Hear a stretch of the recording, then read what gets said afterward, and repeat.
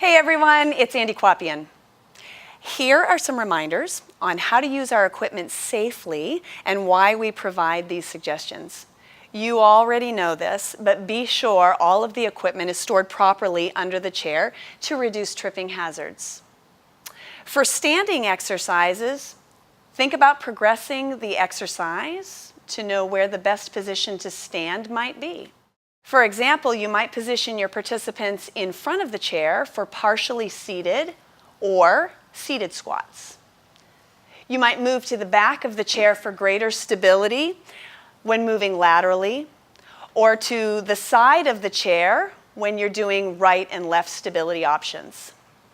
If your tubing is anchored on the back of the chair, be sure that you cue your participants to sit a little farther back in the chair while keeping their chest up nice and tall. This will prevent the back legs lifting off the floor and reduce the risk of a fall. In a seated position, if you're anchoring the tubing underneath your feet, be sure that the toes and the heels are flat to the floor. This will ensure the tubing does not roll out from under their feet and hit them in the face. From a standing position, when anchoring the tubing underneath the feet, remind the participants that the rubber bottom of their shoes and the rubber in the tubing can make it sticky to get in and out of place. Cue for bent knees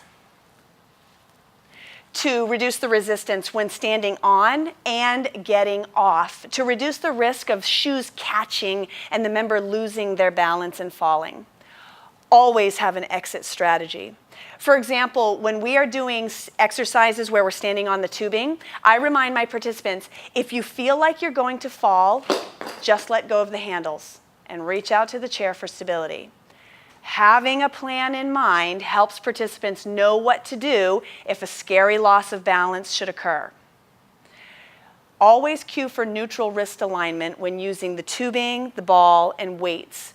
Cues such as relax your elbows by your side when you're doing a ball press, or lead with your elbows when performing rowing movements will minimize load in joints prone to arthritis and other chronic conditions. And of course, always think risk versus benefit when choosing an exercise with one of our Silver Sneakers tools. Keep having fun in your classes and stay safe.